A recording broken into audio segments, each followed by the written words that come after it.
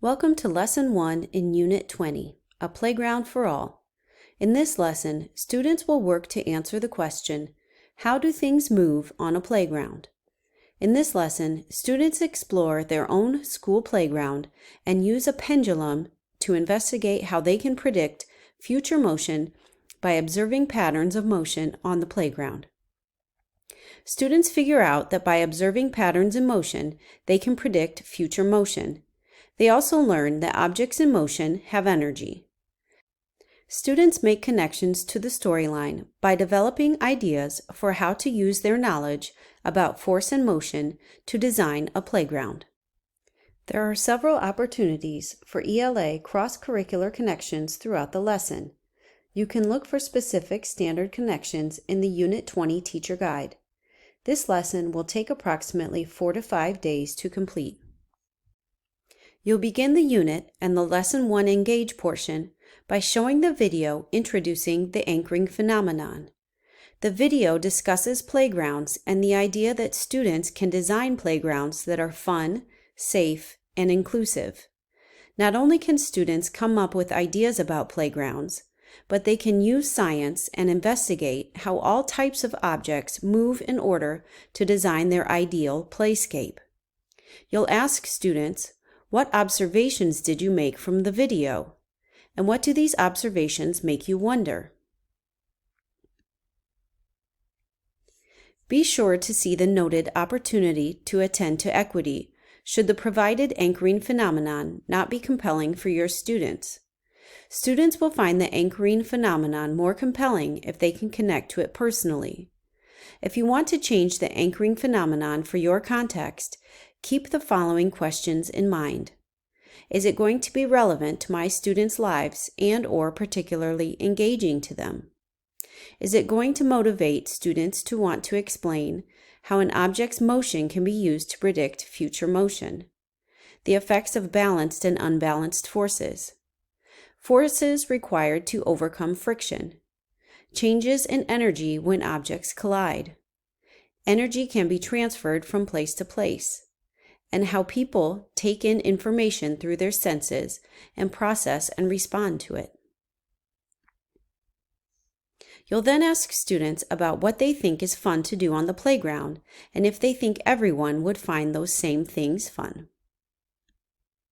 During this initial discussion, you can post the inclusive vocabulary card and ask students how they think a playground can be fun, safe, and inclusive for everyone. You'll then divide your students into pairs and have them use the Playground Survey student journal page to survey students at their school. You'll review answers and invite students to share their thoughts about the results. You'll regroup as a class to review the results of the survey and share thoughts. You'll ask students what they've learned about their playground and what it makes them wonder about how fun, safe, and inclusive it is. Once students have their individual questions, you'll guide them in sharing those questions and creating categories for their questions on the class driving question board. Once categories of questions are created on the driving question board, you'll guide the class in collapsing them into bigger categories that have closer alignment to the driving questions provided in the unit. Do not answer questions at this time or correct student thinking. Students will explore their questions and explain this anchoring phenomenon throughout the unit.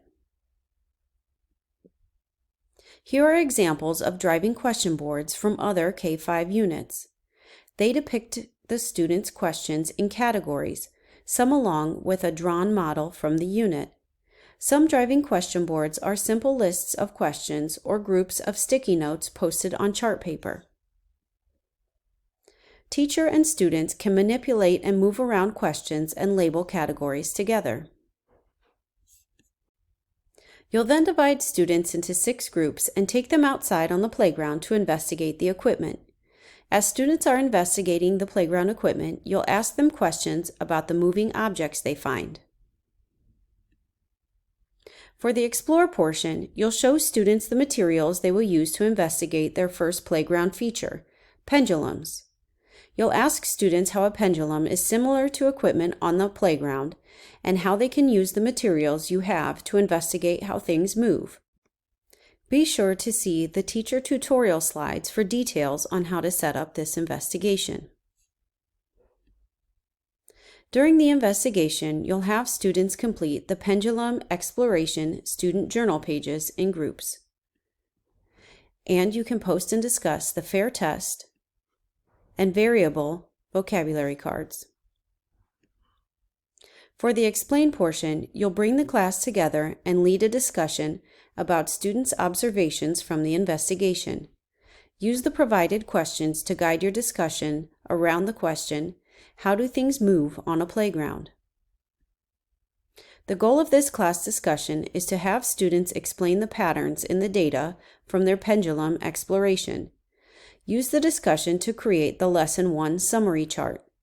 From the discussion, students should understand that if kids can predict what patterns of motion will happen, they can use equipment in ways they like to have fun, like swinging higher or lower, or spinning faster or slower. For the elaborate portion of the lesson, you'll use a pendulum motion simulation. There is a video tutorial provided on how to use this interactive direct instruction to introduce key ideas about patterns of motion, and this is where students will be introduced to the key vocabulary, like motion and energy transfer. You'll read The World is Not a Rectangle, a portrait of architect Zaha Hadid, as a class. Be sure to use the Read Aloud guide for class discussion questions during the reading. You'll also use provided slides to add more context to the reading. You'll then divide students into architectural design teams and have them read the Architectural Design Process student journal page. You'll review the design process steps together. You'll ask students questions about the problem they're trying to solve in the unit and how a model can be helpful in doing so. Here is a planning note before you start the unit. Students will be designing a playground throughout this unit, beginning in Lesson 2. You can either have students draw their designs on paper or create their designs on Tinkercad. If you plan to use Tinkercad, introduce students to Tinkercad and share that they will use this website to develop their playground designs.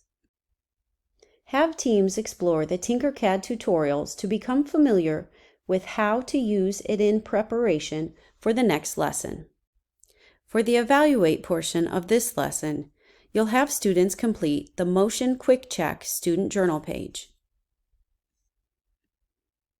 To support student sense-making across the unit, orient students back to the driving question board. Ask them, what did we learn about how things move on a playground?